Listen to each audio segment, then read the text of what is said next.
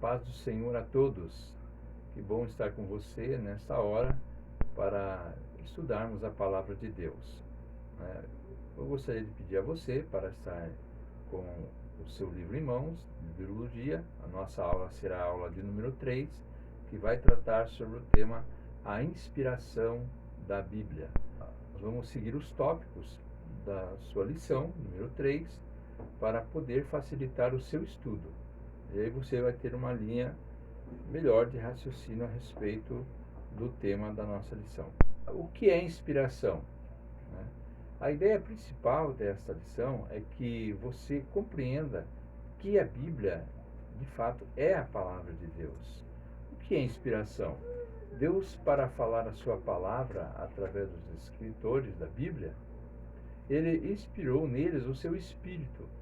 Portanto, inspiração divina, ela se define como a influência sobrenatural do Espírito Santo como um sopro sobre os escritores da Bíblia, capacitando-os a receber e transmitir a mensagem divina sem mistura de erro. Deus, através do seu Espírito, ele dotou, capacitou a cada escritor da palavra de Deus, tanto no Antigo quanto no Novo Testamento, para poder registrar a sua palavra, para que a palavra de Deus fosse escrita de forma sem conter absolutamente nenhum erro. A inspiração também é importante sabermos que a inspiração da palavra ela vem dos originais e não das cópias. O que diferencia a Bíblia de todos os demais livros do mundo é a sua inspiração divina. Tá? Você pode conferir em João capítulo 32, versículo 8, 2 Timóteo 3,16 e também na segunda carta de Pedro, no capítulo 1, versículo de número 21.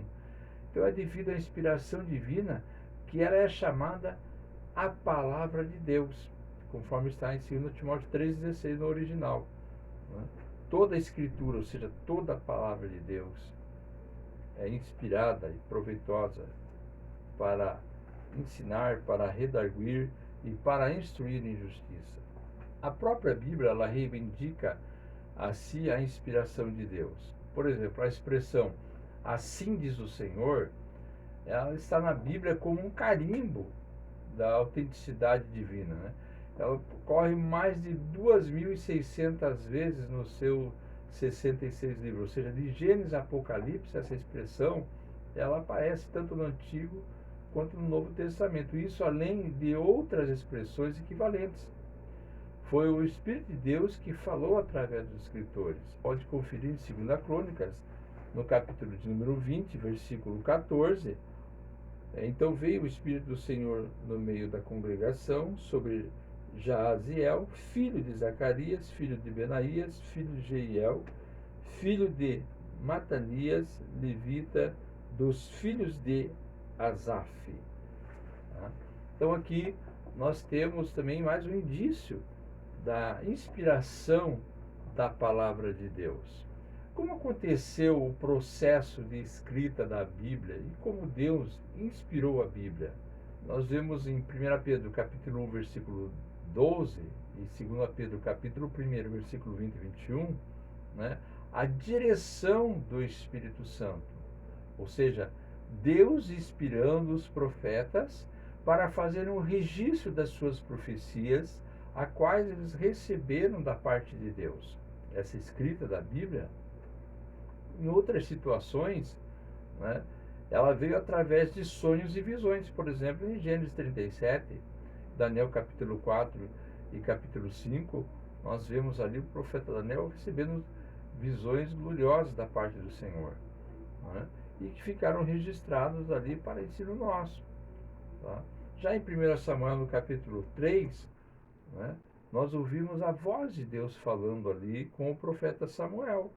A terceira vez que Deus chama Samuel ali, separando ele para o santo ministério profético, mesmo ele não entendendo, ele foi orientado pelo sacerdote ali, que era o Senhor que estava falando com Samuel.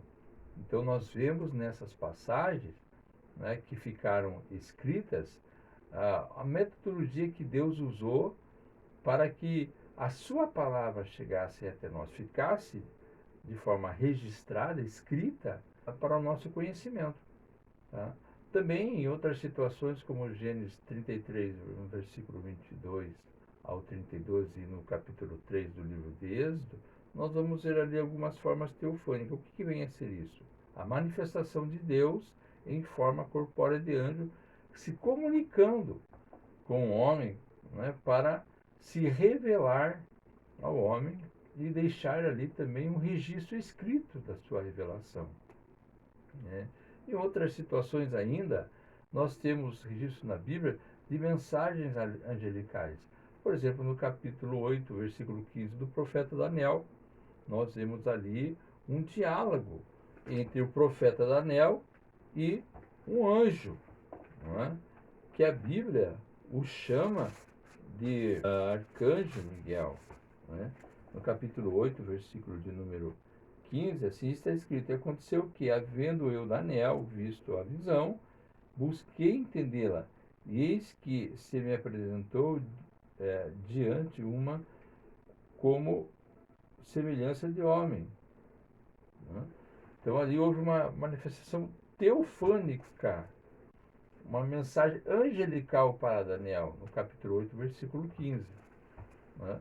Por outro lado, também, quando nós observamos no Novo Testamento, nós vamos ver que a palavra de Deus, para ela ser escrita, ela também se deu de forma a ser pesquisadas. Por exemplo, em Lucas capítulo 1, no versículo 1 ao 3, nós vamos ver lá que Lucas, ele procurou fazer uma investigação, uma pesquisa minuciosa, né? Ele fez uma pesquisa pessoal, né? Tanto para escrever o seu livro, ou o seu evangelho, que leva o seu nome, né? O Evangelho de Lucas, como também o livro de Atos. Tá? Isso está no capítulo 1, versículo 1 a 3 do livro de Atos. Você vai encontrar Paulo ali se expressando, né? E nos revelando de que forma ele fez aquela pesquisa para escrever tanto o Evangelho de Lucas quanto o livro de Atos dos Apóstolos no Novo Testamento. Nessa inspiração, Deus também se utilizou da mediação profética, ou seja, Deus selecionou sobrenaturalmente os escritores, né, humanos da Bíblia. Por exemplo, lá em Jeremias, no capítulo 1 e no versículo de número 5, nós vamos ver lá o registro da chamada, né, específica do profeta Jeremias para o ministério profético. Antes que eu te formasse no ventre, eu te conheci, e antes que saísses da madre, te santifiquei, e as nações te dei por profeta. Ou seja, Jeremias ainda estava em processo de gestação, quando Deus já havia o separado para esse ofício. Deus comunicou a mensagem que deveria ser entregue em seu nome ao profeta Jeremias. Confira no versículo 9 do mesmo capítulo 1 do profeta Jeremias, onde Deus fala assim: estendeu o Senhor a mão, tocou-me na boca e disse-me o Senhor: eis que ponho as minhas palavras na tua boca. Tá? Também Deus limitou o escrito somente às palavras dadas por ele ao escritor humano. Né? Deus atuou de modo que não fosse omitida nenhuma de suas palavras. Tá?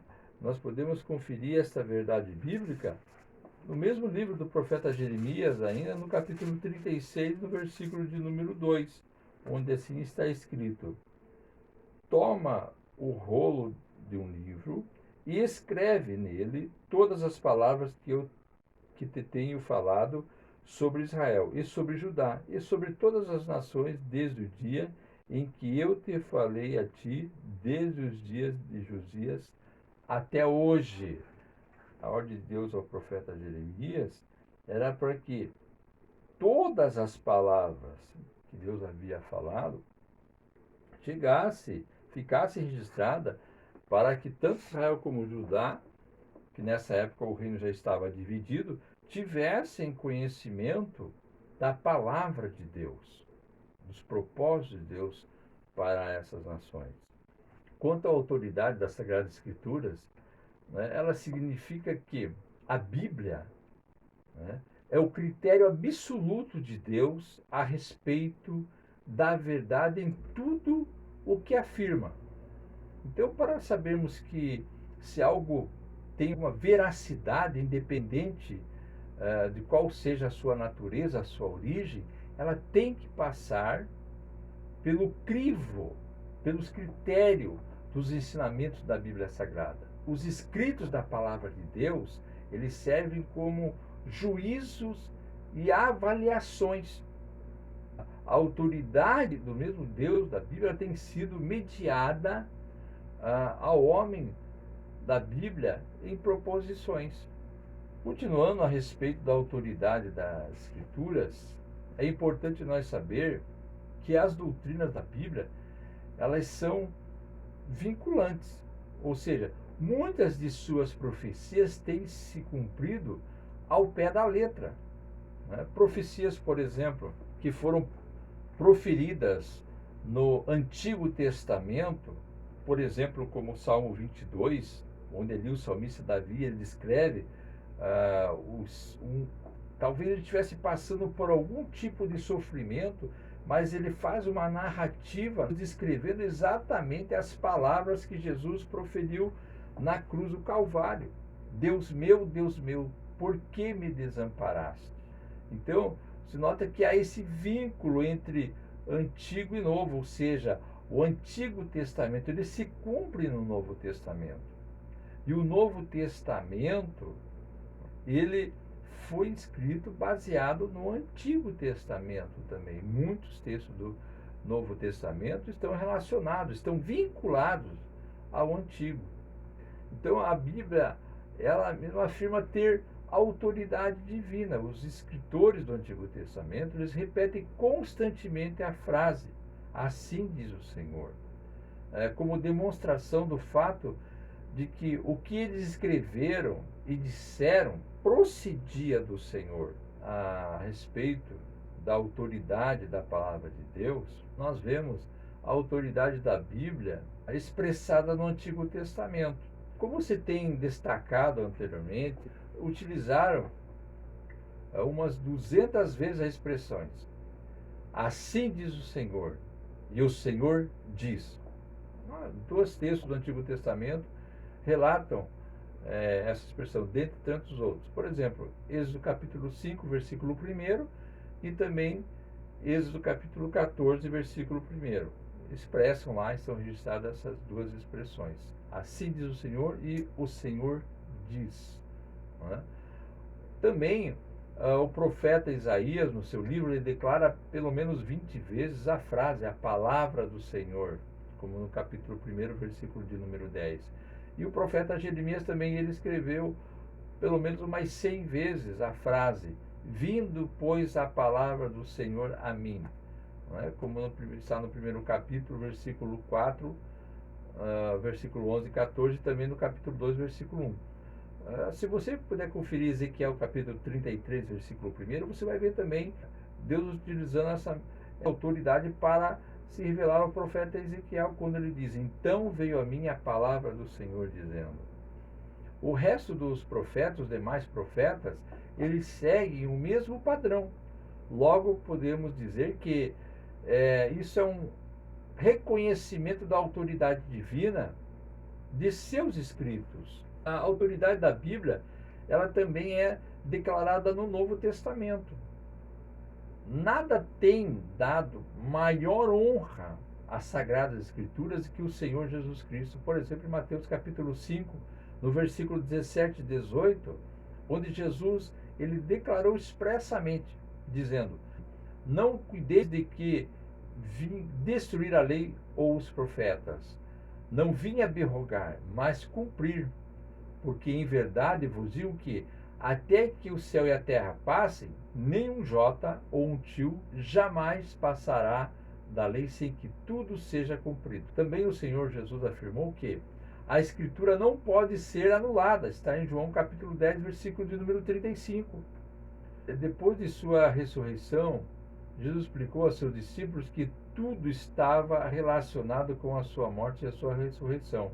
Por exemplo, Lucas, no capítulo 24, no versículo 44 ao 47, né, a caminho de Emaús, ali, ou no caminho de Emaús, dois discípulos, já no terceiro dia, Jesus havia ressuscitado, eles voltam de Jerusalém para Emaús e estão tristes, porque né, eles não tinham entendimento do que havia ocorrido, né, eles desconheciam essa autoridade da palavra de Deus. E ali Jesus, ele ministra um dos maiores ensinamentos da palavra de Deus, né, esclarecendo aos seus discípulos e dividindo o Antigo Testamento entre leis, salmos e profetas ou escritos, né, a respeito de tudo que estava escrito sobre ele próprio. Aí o entendimento daqueles discípulos são abertos. E eles rogam ao Senhor dizendo: fica conosco, Senhor, porque se faz tarde. Né? Também, em Mateus capítulo 12, versículo 38 a 41, né, o Senhor ele reconheceu a historicidade do profeta Jonas. Ele cita a passagem de Jonas, capítulo de número 2, capítulo número 3, né, quando Jonas ali ele é lançado ao mar e é engolido pelo peixe. Em relação à criação de Adão e Eva, Jesus faz referência em Mateus capítulo 19, versículo 4 e 6. Então esses textos todos fazem uma ligação, comprovam que a palavra de Deus ela tem a sua autoridade, né, divina. A inspiração em contraste com a revelação e a iluminação. Ou seja, vamos ver que diferenças são essas, né? A diferença entre revelação e inspiração, primeiramente, no tocante à Bíblia, a revelação ela é a ação de Deus, pela qual ele dá a conhecer ao escritor coisas desconhecidas, o que o homem por si só não podia saber. Ali, no livro do profeta Daniel, eu vou ler apenas essa referência, tá? No capítulo de número 12, no versículo de número 8, diz assim: eu, pois, ouvi, mas não entendi. Por isso eu disse: Senhor meu, qual será o fim dessas coisas? Então, aqui Daniel ele recebeu essa porção da palavra de Deus por revelação, que é diferente de inspiração. Né? Já a inspiração nem sempre implica em revelação. Toda a Bíblia ela foi inspirada por Deus, mas nem toda ela foi dada por revelação. Lucas, por exemplo, né, ele foi inspirado a examinar trabalhos, pesquisas já conhecidos e escrever o evangelho que traz o seu nome. O mesmo se deu com Moisés, que foi inspirado a registrar o que presenciou, como relata lá no Pentateuco, quando Moisés recebe a lei, né, então Deus ali usa Moisés e o inspira. A inspiração nem sempre implica em revelação. Né? Toda a Bíblia ela foi inspirada por Deus, mas nem toda ela foi dada por revelação. Então, Lucas, por exemplo, ele foi inspirado a examinar trabalhos já conhecidos e escrever o evangelho que traz o seu nome. Está lá em Lucas 1, versículo 1 ao 4. Lucas fez uma pesquisa profunda, né? Fez uma investigação a respeito da vida, ministério, morte e ressurreição de Jesus desde o dia do seu nascimento. Né? Ele procurou averiguar as profecias do Antigo Testamento, tudo que estava relacionado à vida do Senhor Jesus, o seu ministério, a sua vida, enfim, sua família. Então ele fez várias entrevistas, ele era pesquisador também por profissão, além de médico e outras faculdades. Né? Era um homem dotado, culto, de pelo menos 4 faculdades, e dentro das faculdades também ele era pesquisador. Né? Então isso colaborou para que ele pudesse fazer um levantamento acurado, detalhado, a respeito de tudo sobre Jesus. Como da mesma forma ele também assim procedeu no livro de Atos, é só você conferir o primeiro capítulo ali, que lá está bem claro. Né? E o mesmo se deu também com Moisés, que foi inspirado a registrar o que presenciara no livro do Pentateuco, de Gênesis a Deuteronômio. Tá?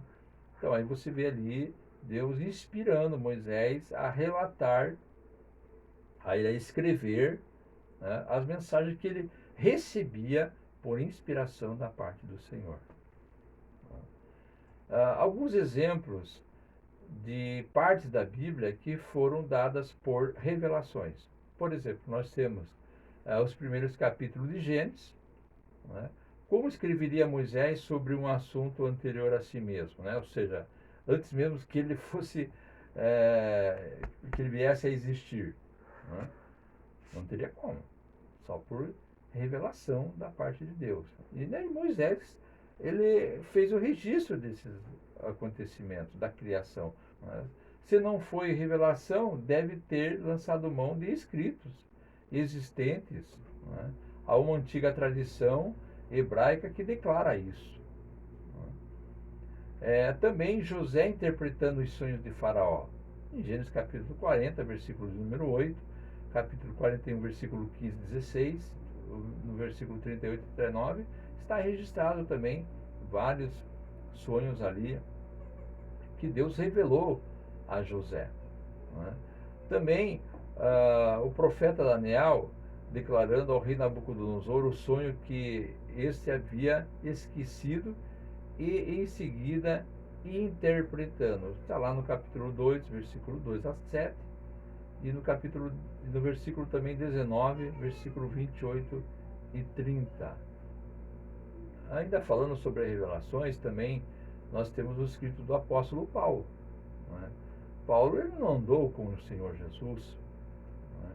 Ele creu por volta lá do ano 35 depois de Cristo. Porém, em suas epístolas, né, conduz-nos a profundezas assim de ensinos doutrinários sobre vários temas, por exemplo, a igreja, inclusive no que tange a escatologia. Né? Paulo é muito profundo nesses assuntos. Né? E são assuntos de primeira grandeza. Né? Sobre a regeneração, ele fala sobre a justificação, né? Paracletologia, né? Que é a doutrina do Espírito Santo, sobre a ressurreição do Senhor, a glorificação de Jesus, e etc. Então são abordados por ele de uma forma gloriosa. Então, como teve Paulo conhecimento de tudo isso, sem ter andado com o Senhor Jesus? Né? Então ele mesmo declara lá em Gálatas capítulo 1, no versículo 11 e 12, em Efésios, no capítulo 3, também versículo 3 a 7, ele fala a respeito de como ele recebeu essa revelação. E num texto bastante conhecido de 1 Coríntios, né, capítulo 11, versículo 23 e 26, é muito lido nos cultos de Santa Ceia, onde ele declara, né, porque eu recebi do Senhor o que também vos ensinei.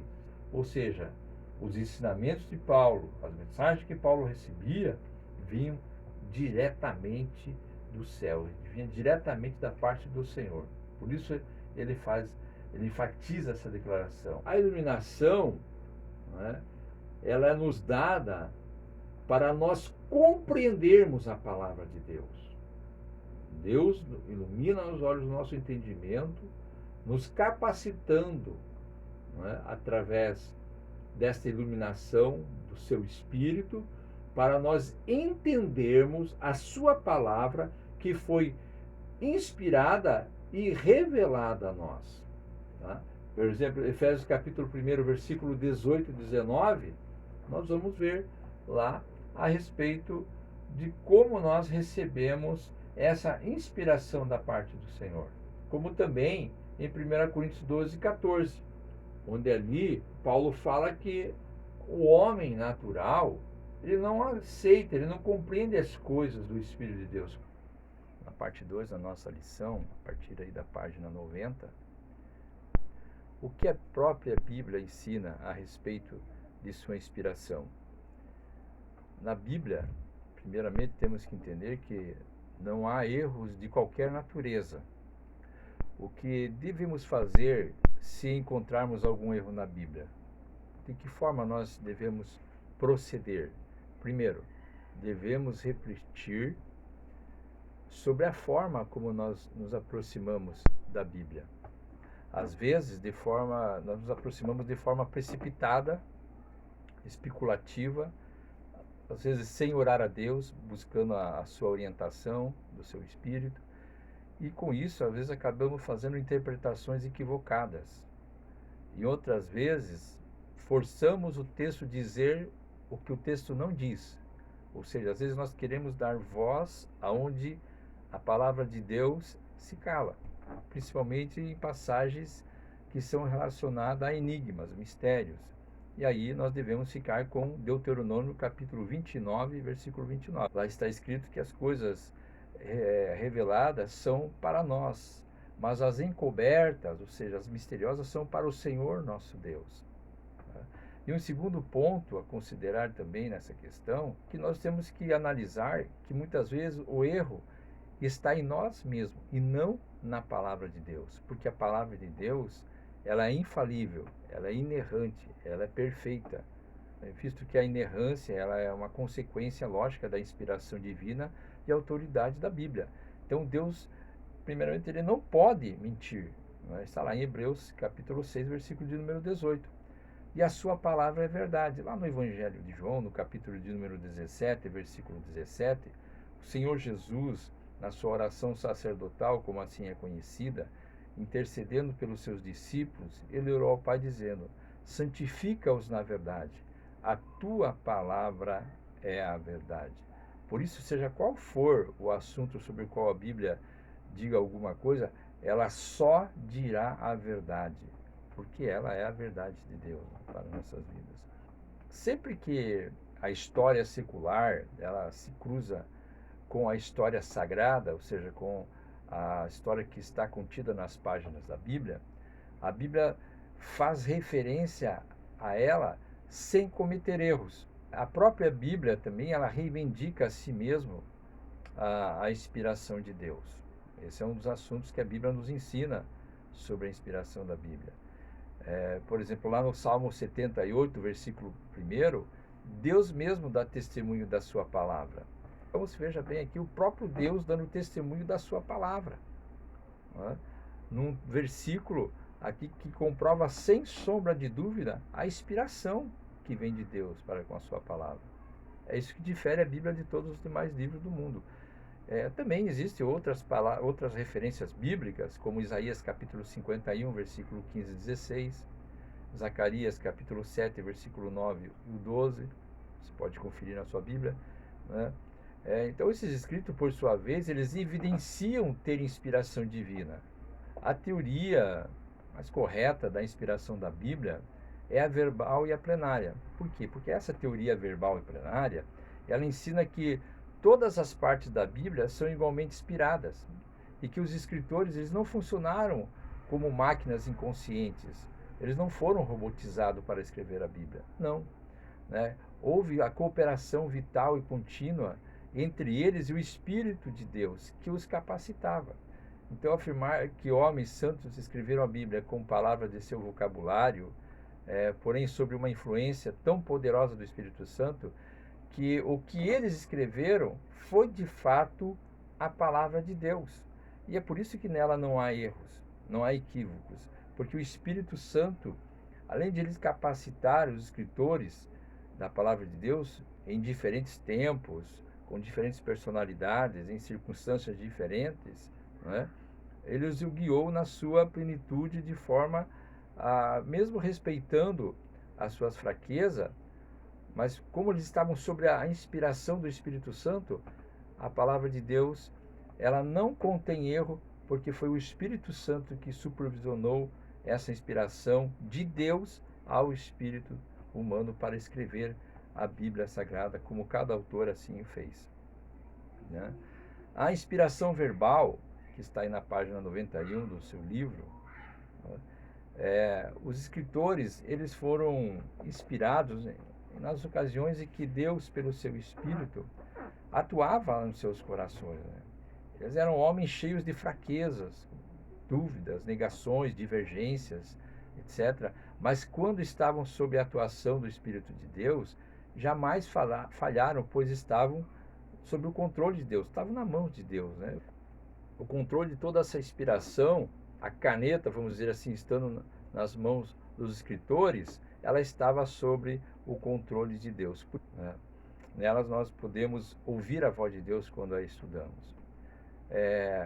Ainda falando sobre a inspiração verbal, né, na preparação das Escrituras, né, o Espírito Santo ele supervisionou. Essa supervisão do Espírito Santo ela se estende às próprias palavras empregadas pelos escritores. A Bíblia constantemente afirma que as suas palavras foram dadas ou dirigidas pelo Espírito Santo. Tá? E nós vemos passagens tanto no Antigo como no Novo Testamento. No Novo Testamento, 1 Coríntios, no capítulo de número 2, no versículo de número 13, a inspiração é plena. Na página 92 da sua apostila, aí você vai ver, tá? E eu trago aqui um comentário à parte, né, falando sobre a inspiração plena. Diz que toda a Bíblia é inspirada em todas as suas partes, né? O mesmo Espírito que inspirou Moisés a escrever os primeiros 5 livros da Bíblia, né, o Pentateuco, cerca de 1550 anos antes de Cristo, ele inspirou também o apóstolo João a escrever o seu Evangelho e as suas 3 epístolas e o Apocalipse no ano 90. Ou seja, de Gênesis a Apocalipse, a inspiração da palavra de Deus ela é plena em todos os seus textos, em todas as sua história, em todas as suas palavras, né? Ela é inspirada, a sua inspiração é plena, é total. Também, na parte final já da nossa lição, nós vamos comentando a respeito da inspiração e que atribui autoridade à palavra de Deus, né? E aí fica claro o fato de que a inspiração divina e a autoridade da Bíblia, ela concede autoridade indiscutível ao texto ou ao documento escrito. Jesus disse em João capítulo 10, versículo 35, que a Escritura, ou seja, a palavra de Deus, não pode ser anulada. E em numerosas ocasiões, o Senhor Jesus ele recorreu à palavra de Deus escrita, que se considerava, né, como um critério de julgamento definitivo em questões de fé, de prática. Tá? Então o Senhor ele recorreu às Escrituras como autoridade para ele, por exemplo, purificar o templo, como está lá em Marcos, no Evangelho de Marcos, capítulo 11, versículo 17. E para pôr em xeque a tradição dos fariseus, conforme está registrado em Mateus, capítulo 5, versículo 3 e 4.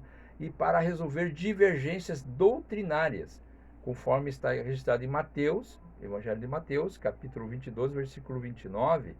Aí nós vamos ver ali, eu quero destacar esse texto de Mateus 22 e 29, até porque ali Jesus ele dissolve uma divergência doutrinária que era pregada pelos saduceus, pela seita dos saduceus, que criam que não haveria ressurreição no final dos tempos, né?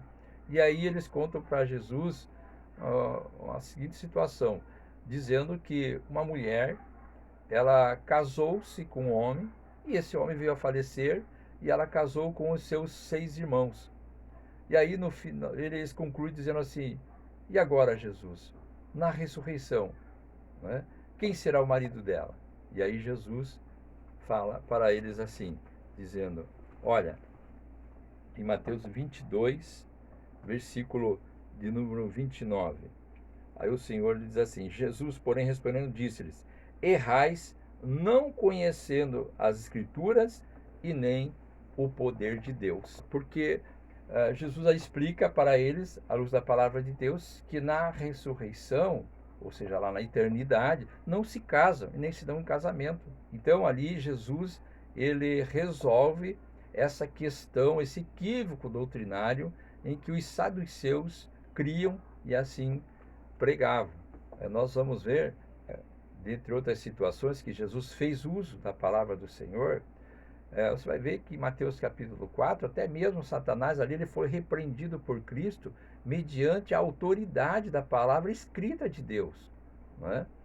Quando lá em Mateus no capítulo 4, versículo 4, ali Satanás ele chega para tentar a Jesus, que estava jejuando há 40 dias e 40 noites no deserto. E naquela ocasião, né, o tentador se aproxima de Jesus, e aí no capítulo 4 e versículo de número 3 do Evangelho de Mateus, a Bíblia vai dizer assim: ó, chegando-se a ele o tentador, disse: se tu és o Filho de Deus, manda que essas pedras se tornem pães. No versículo de número 4, aqui Jesus, ele cita a Escritura, ele faz uso da autoridade da palavra escrita, que está lá em Deuteronômio capítulo 8, versículo de número 3, onde diz lá, está escrito, nem só de pão viverá o homem, mas de toda a palavra que sai da boca de Deus. Né? Aí Satanás ele prossegue, né, com a sua tentação, e no versículo 8, o diabo ele também faz uso, né, na sua tentação, e diz assim para Jesus: se tu és o Filho de Deus, no versículo 6, lança-te daqui abaixo. Ele transporta Jesus para um alto templo, né, provavelmente em Jerusalém, mostra ali no pináculo, leva ele ao pináculo do templo, e ali ele fala para Jesus: olha, se tu és o Filho de Deus, lança-te daqui abaixo, porque está escrito, aos teus anjos dará ordem a teu respeito, e tomar-te-ão nas mãos, para que nunca tropece em pedra alguma. Ou seja, o diabo aqui, ele cita o Salmo 91, versículo 11. Veja como ele conhece a Bíblia também, né? Mas Jesus, aí no versículo de número 7, né, ele diz assim: também está escrito, não tentarás o Senhor teu Deus. Né? E pela terceira vez consecutiva, ali naquela ocasião, no capítulo 4, versículo 9, novamente, Satanás leva Jesus, né, para um alto monte, e ali ele mostra todos os reinos do mundo e a glória deles. E aí no versículo 9, Satanás diz assim para Jesus: tudo isso te darei se prostrado me adorares. Novamente, no versículo 10, Jesus cita Deuteronômio capítulo 6, versículo 13. E fazendo mais uma vez o uso da autoridade da palavra de Deus, né? Então Jesus ele contra-atacou as tentações de Satanás com a palavra de Deus escrita. Jesus fez uso da autoridade da palavra de Deus escrita e ali venceu aquele combate contra o inimigo, né? Algumas vezes Jesus também declarou o seguinte: era necessário que se cumprisse o que de mim estava escrito na lei de Moisés, nos profetas e nos salmos. Essa passagem está lá em Lucas 24 e 44, quando ali os dois discípulos indo de Jerusalém para Emaús, né, Jesus se aproxima deles após ter ressuscitado e ouve os dois conversando sobre os acontecimentos da crucificação de Jesus, né, mas eles não tinham entendimento da palavra ali. E Jesus então se aproxima deles ali e ali ministra um dos maiores ensinamentos que Jesus ministrou, né, para aqueles dois discípulos. E aí Jesus, nessa ocasião, ele, nas suas palavras, ele divide o Antigo Testamento em três partes. Quando ele fala na lei de Moisés, ele está se referindo aos 5 primeiros livros da Bíblia, né, que são Gênesis, Êxodo, Levítico, Números e Deuteronômios. E depois também ele se refere aos profetas e também aos salmos. Então vamos ver o que está escrito a respeito de Jesus na lei de Moisés. Na verdade, se nós formos conferir o texto do Evangelho de João, capítulo 5, versículo 45 e 47, veja só lá o que está escrito. Jesus diz assim: se vocês crescem em Moisés, creriam em mim, pois ele escreveu a meu respeito. Jesus estava falando essas palavras para os judeus que o haviam rejeitado, que não estavam crendo. Então Jesus falou para eles: olha, Moisés escreveu a meu respeito, então se vocês crescem em Moisés, vocês creriam em mim, porque de mim ele escreveu a meu respeito, né? Mas o que Moisés teria escrito a respeito de Jesus? Na verdade, muitas coisas, né? O livro de Gênesis, por exemplo, começa falando de Jesus ali, no princípio criou Deus os céus e a terra. Onde está Jesus aqui nesse texto? Na palavra Deus, né? A tradução usada para o original hebraico aqui é Elohim, né? Agora, observe bem, Jesus, na verdade, ele está em todos os textos da Bíblia. Para nós encontrarmos Jesus ali no texto da Bíblia, nós temos que estudarmos, nós temos que daí buscar a iluminação do Espírito de Deus, que nós iremos encontrar sim, né? Por isso que Jesus ele é o tema central da Bíblia Sagrada, tá? Nos profetas, vamos ver o que os profetas escreveram a respeito de Jesus. E aí nós vamos ver, meus irmãos, não só a autoridade das Escrituras, mas a harmonia que há entre a palavra de Deus, a harmonia que há entre Antigo e Novo Testamento. Vamos selecionar apenas alguns ali. Todos os profetas, eles narraram algo a respeito de Jesus. No caso de Miqueias, ele disse que o Senhor Jesus nasceria na cidade de Belém, na atual, hoje, Cisjordânia, né? Está lá em Miqueias capítulo 5, versículo de número 2. Este fato ele se consumou, ou seja, ele se cumpriu em Mateus capítulo de número 2, versículo 1. Tá? Por isso que uma das palavras-chave do Evangelho de Mateus, quem esteve presente na primeira aula de Bibliologia, que foi presencial, lembra que ali naquela ocasião, naquela aula eu citei, né, o Evangelho de Mateus, né, e a palavra-chave que está ali no Evangelho de Mateus, que é para que se cumprisse. Então nós vamos ver muitos textos do Antigo Testamento se cumprindo em todo o Novo Testamento, é claro, porque o Antigo se cumpre no Novo, o Novo interpreta o Antigo Testamento, né? Então há uma harmonia entre Antigo e Testamento. E um detalhe, o livro que faz a ponte entre Antigo e Novo Testamento, para nós entendermos melhor a mensagem, tanto do Antigo quanto do Novo Testamento, é o livro de Hebreus, né? Ele se localiza, não na cronologia, mas na teologia, fazendo uma ponte ali entre Malaquias e Mateus. Tá? É importante saber disso, tá? Para a nossa melhor compreensão. Outro profeta também que profetizou a respeito de Jesus foi o profeta Jeremias, né? Ele avisou que o Senhor Jesus seria descendente do rei Davi, da tribo de Judá, e que ele vinha para estabelecer o seu reinado espiritual sobre a terra. E isso Jeremias escreveu lá no capítulo 23, versículo de número 5. Esse fato, ele se consumou em Mateus capítulo 1, no versículo 1, na genealogia de Jesus. Tá? É o filho de Davi. Também, o profeta Daniel, ele informou aos hebreus daquela época, né, os seus contemporâneos, sobre quanto tempo levaria para o Senhor Jesus vir a este mundo e começar o seu ministério. Está lá em Daniel capítulo 9, versículo de número 25. Né? Então veja como a Bíblia ela é rica em detalhes, né, que são detalhes importantes para compreendermos o todo da palavra de Deus. Ainda falando sobre o que os profetas escreveram a respeito de Jesus, não podemos deixar de falar do profeta Isaías, que é considerado o profeta messiânico do Antigo Testamento. E por quê? Dentre tantas razões, né, até pela estrutura do seu livro, você vai ver que o livro do profeta Isaías, ele contém 66 capítulos, como a Bíblia contém 66 livros. E a divisão do livro do profeta Isaías também ela coincide com a divisão da Bíblia, que na sua primeira parte, ou seja, o Antigo Testamento, tem 39 livros, e na sua segunda parte, ou seja, o Novo Testamento, tem 27 livros. Assim se divide também o livro do profeta Isaías. Tá?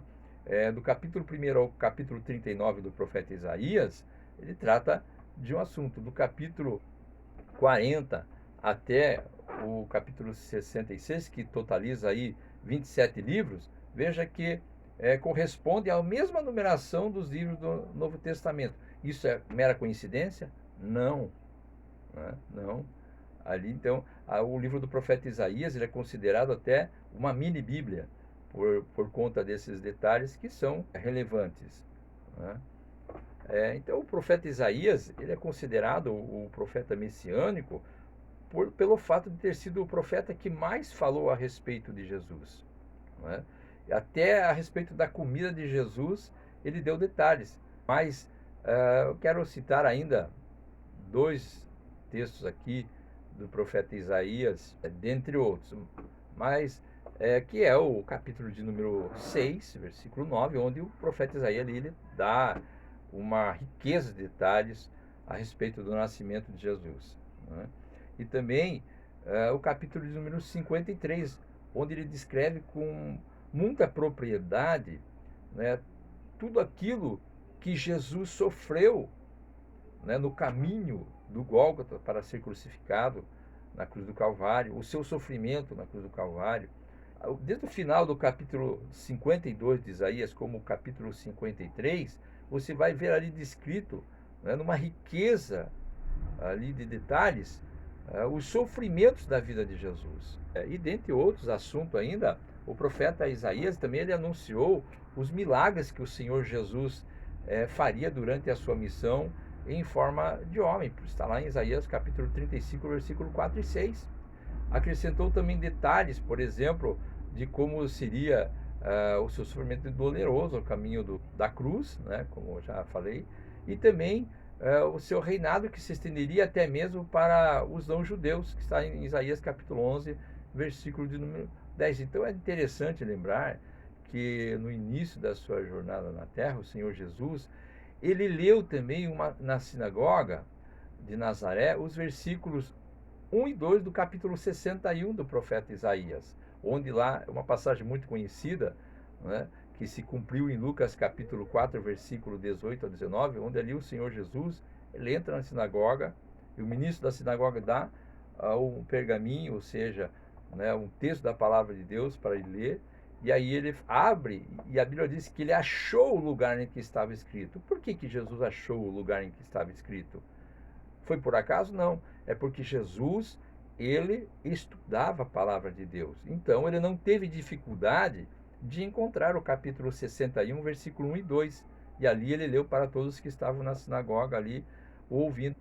Este foi um anúncio para os presentes que ele era o Messias, né, mencionados aí nas Escrituras, e que seu ministério estava se iniciando ali naquela ocasião, né? No caso aqui dos Salmos, ainda temos mais uma referência dentre muitas outras, porque também está relacionada ao seu sofrimento quando Jesus estava na cruz do Calvário, ali sendo crucificado.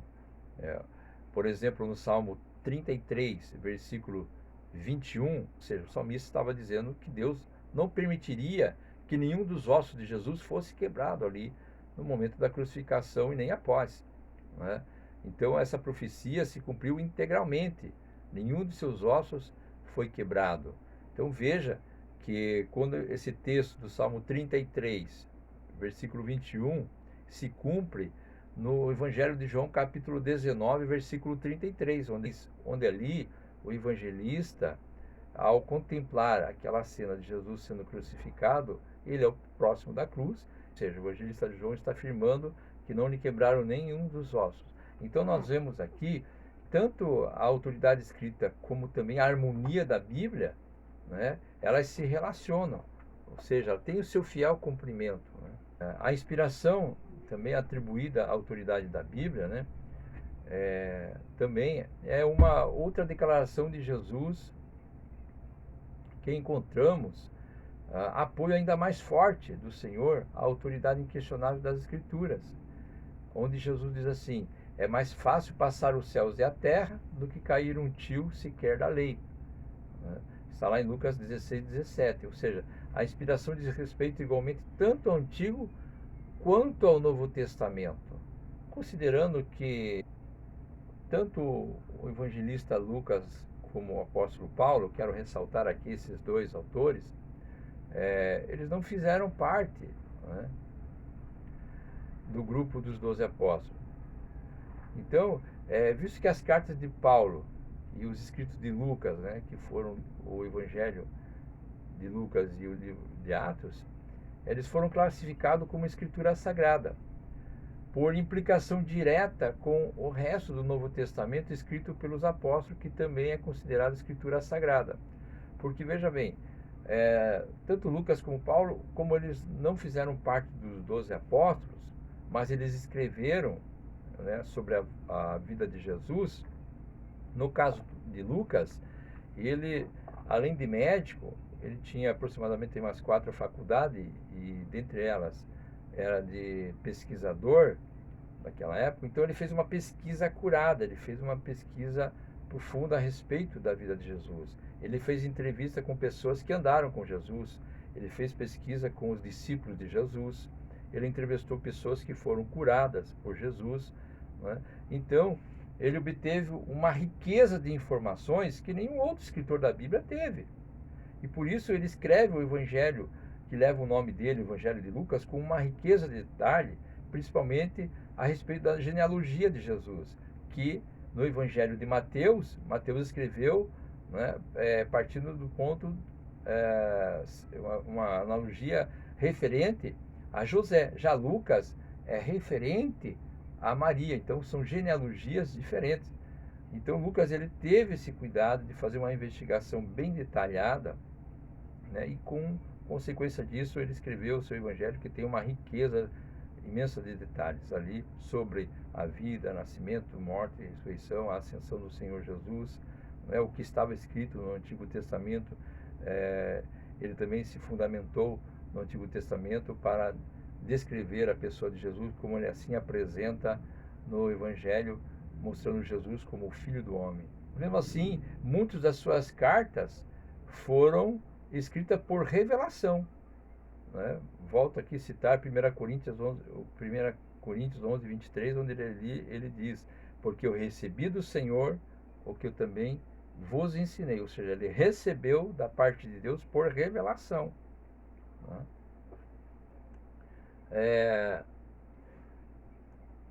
Concluindo o nosso estudo, né, por que acreditamos que a Bíblia é a palavra de Deus? Essa é uma pergunta, uma reflexão que eu trago para você, né? Nós temos evidências internas e externas na palavra de Deus, que a Bíblia é a palavra de Deus. Por exemplo, a autoridade que se autoafirma, né? Marcos 1, 22, você vai ver a multidão se admirando e narrando o seguinte, né? Quando ouviam os sermões, as pregações de Jesus, né? Dizendo que Jesus, ele ensinava como tendo autoridade e não como os escribas. Também outra questão que nós podemos acreditar que a Bíblia é a palavra de Deus é o testemunho interior do Espírito Santo.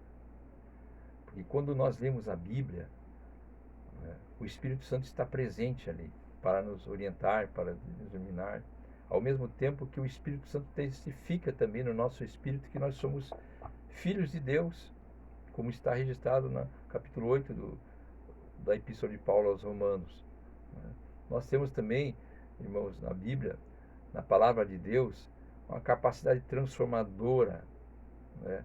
Muitas vidas, quanto transformadas pelo poder da palavra de Deus. Por exemplo, em 2 Coríntios 5:17, Paulo ali, ele escreveu dizendo: assim que se alguém está em Cristo, é nova criatura, as coisas velhas já passaram. Então, a Bíblia, ela tem essa capacidade de transformar vidas, né? Outra questão, a unidade da Bíblia.